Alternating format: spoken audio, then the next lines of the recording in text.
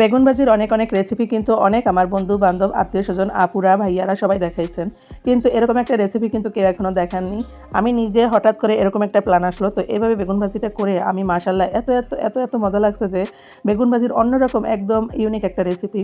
তো আমি প্রথমেই দেখতে পেয়েছেন আমি 2টা ডিম ফ্রিজে রেখে দিয়েছিলাম, ডিপ ফ্রিজে, সেই 2টা বের করে নিছি। তো এখন আমি 2টা বেগুন নিয়ে নিছি। কাছে বা দূরে যেখান থেকে আমার ভিডিওটি দেখা শুরু করছেন, আসসালামু আলাইকুম। কেমন আছেন সবাই? আশা করি সবাই ভালো আছেন। আমিও আপনাদের দয়া আল্লাহ পাকের রহমতে ভালো আছি। তো চলে আসলাম বেগুন ভাজার একদম নতুন ইউনিক একটা রেসিপি নিয়ে।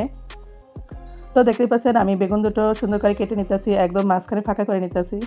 এখানে একটু বেগুনে পোকা ছিল, সেটা আমি ফেলে নিলাম।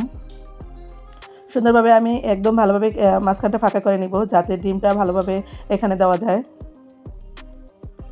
2টা বেগুনই আমি এভাবে কেটে নিছি। তো এখানে প্রথমে যে বেগুনগুলো ভিতর থেকে ছিল মাঝখানের, সেগুলোতে আমি পেঁয়াজ কুচি দিয়ে নিলাম।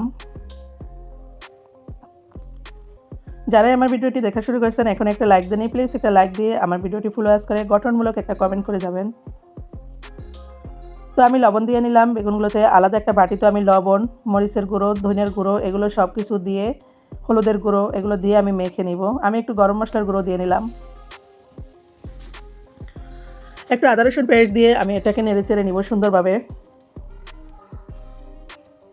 একদম মিশিয়ে নিব সুন্দর করে, যাতে এটা সম্পূর্ণ মিশে যায়। খুব সুন্দরভাবে কিন্তু এটা মিশে যাচ্ছে। এই অবস্থায় আমি এটাকে পাশে রেখে আমি বেগুনগুলোতে এটা মেখে নিব। তো ডিমগুলো আমি একটু ছুলে নিতেছি হাত দিয়ে। দেখেন ডিমটা যখন ফ্রিজে রেখে দিব তখন কিন্তু এইভাবে খুব সহজভাবে এটা চলে আসবে। আর এই ডিমটা চুলার সময় একটু সতর্কতা অবলম্বন করা লাগবে, কারণ নখের ভিতরে ঢুকে যেতে পারে। তো এই জন্য দেখেন আমি এখন কিন্তু এইভাবে দিতেছি।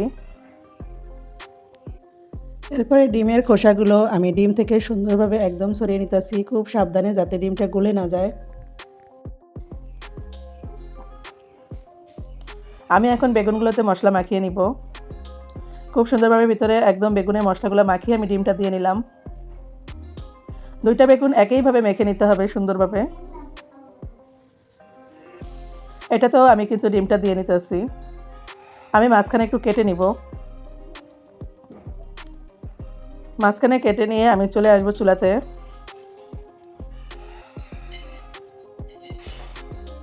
তো দেখেন খুব সুন্দরভাবে কিন্তু এটা হয়ে গেছে। এই যে মাঝখানে একটু কেটে নিয়েছি। তো কেটে নিয়ে কিন্তু 2টা ডিম দিয়ে আমি 4টা বেগুন ভাজি করব, মানে 4 পিস ভাজি করব এইভাবে। তো আমি এখানে কিন্তু ফ্রাই প্যানটা গরম হওয়া পর্যন্ত অপেক্ষা করব। ফ্রাই প্যান গরম হয়ে গেলে তেল দিয়ে আমি সেটাতে কিন্তু সুন্দরভাবে বেগুনগুলো দিয়ে নিলাম। যে ফাঁকা অংশটা ছিল সেটাতে আমি যে ভিতর থেকে যে বেগুনটা বের করছিলাম, সেটা যে মেখে রাখছিলাম সেটা আমি দিয়ে নিব ফাঁকা অংশতে। এইভাবে সুন্দরভাবে কিন্তু এগুলো দিয়ে নিতে হবে চেপে চেপে, তাহলে এটা ভিতরে একদম আটকে থাকবে। তো আমি বেগুনগুলো একদম সুন্দরভাবে ভেজে নেব। এক সাইড ভাজা হয়ে গেলে আমি উল্টিয়ে দিব এটা। এইভাবে কখনো বেগুন ভাজা খেয়েছেন কিনা জানি না, যদি না খেয়ে থাকেন প্লিজ একবার হলেও এইভাবে বেগুন ভাজা খেয়ে নেবেন। এটা কিন্তু দারুণ লাগে খেতে, অসাধারণ একদম। আর কোনো তরকারির প্রয়োজন পড়ে না। তো দেখেন আমি কিন্তু বেগুনটা উল্টে নিয়েছি এইভাবে খুব সুন্দরভাবে, মানে বেগুনটা একদম ভিতরে এটা মিশে গেছে সুন্দরভাবে। আমি যে ফাঁকা জায়গাতে বেগুন দিয়েছিলাম সেটাও কিন্তু একদম ডিম যখন মানে তাপ পেয়েছে, আগুনের তাপ যখন পেয়েছে ডিম, তখন কিন্তু ডিমটা গলে গেছে। গলে গিয়ে কিন্তু বেগুনগুলো একদম সুন্দরভাবে ধরে রাখছে। ছোটা বেগুনগুলো একদম সুন্দরভাবে ধরে রাখছে ডিমটা, যার কারণে ওটা আর কোনো এলোপাতারি হয়নি। তো এভাবে কিন্তু আমি এপাশ ওপাশ করে ভেজে নিব। অবশ্যই এই বেগুনটা একটু ঢাকনা দিয়ে ভেজে নিতে হবে। ঢাকনা দিয়ে ভেজে নিলে খুব সুন্দরভাবে এটা সিদ্ধ হয়ে যাবে। তো এখানে দেখেন বেগুনগুলো কিন্তু আমি উল্টে নিতেছি, উল্টে নিয়ে মানে অপেক্ষা করবো সিদ্ধ হওয়া পর্যন্ত। বেগুনগুলো খুব সুন্দরভাবে সিদ্ধ হয়ে গেছে।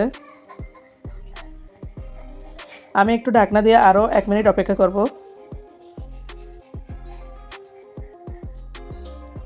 বেগুন সিদ্ধ হয়ে গেছে, বেগুন পুরোপুরি সিদ্ধ হয়ে গেছে। এখন আমি অপেক্ষা করতেছি যাতে ডিমটাও পুরোপুরি সিদ্ধ হয়ে যায়, একদম ভাজা ভাজা হয়ে যায়। তো আমি ঢাকনা দিয়ে কিন্তু আরও 1 মিনিট অপেক্ষা করব। মাশাআল্লাহ একদম মচমচা সুন্দর একটা বেগুন ভাজি হয়ে গেছে। এভাবে একবার হলেও এই ডিম দিয়ে বেগুনের ভাজিটা করে খেয়ে দেখবেন। তো সুন্দরভাবে ভাজা হয়ে গেছে, আমি এখন নামিয়ে নিব এগুলা। মাশাআল্লাহ চমৎকার একটা রেসিপি, দেখতেও কিন্তু অনেকটা লোভনীয় হয়েছে। মাশাআল্লাহ খুব সুন্দর খুব সুন্দর। এর এক পিস বেগুন ভাজি দিয়ে কিন্তু দুপুরের খাবার একদম সুন্দরভাবে হয়ে যায়। দুপুরের খাবারে এরকম একটা বেগুন ভাজি হলে আর কি লাগে বলেন। তো দেখার সৌন্দর্যের জন্য আমি একটু ধনিয়াপাতা ছিটিয়ে নিলাম। মাশাআল্লাহ দেখতেও যেমন চমৎকার হয়েছে, খেতেও কিন্তু মাশাআল্লাহ একদম চমৎকার। খুব সুন্দর এই রেসিপিটি। আমি তো তর সইছে না, আমি ভাজার সাথে সাথে বেগুন ভাজিটা হওয়ার সাথে সাথে খাবার খেতে চলে গেলাম। তো খাবার খেতে বসে গেছি, আমিও, আপনাদের ভাইয়াও বসে গেছে। প্রথমেই আমি একটা বেগুন ভাজি নিয়ে নিলাম। তো এখানে আমি এক পিস বেগুন ভাজি নিয়ে নিতেছি, একটু ধনিয়াপাতা নিয়ে নিলাম। তো দেখেন বেগুন ভাজিটা আমি কিন্তু দেখা দিতেছি, খুব বেশি মজা হয়েছে। তো আমি খেয়ে দেখাইতেছি, খুব বেশি মজা। দেখেন বেগুন ভাজিটা কিন্তু একদম মানে সুন্দরভাবে, ডিমটা কিন্তু সুন্দরভাবে সিদ্ধ হয়ে গেছে, কুসুমটা একদম মাশাআল্লাহ পারফেক্ট সিদ্ধ। তো আজ এ পর্যন্তই। সবাই ভালো থাকবেন, সুস্থ থাকবেন, সবাই আমার জান্নার স্বপ্নের সাথে থাকবেন। আল্লাহ হাফেজ।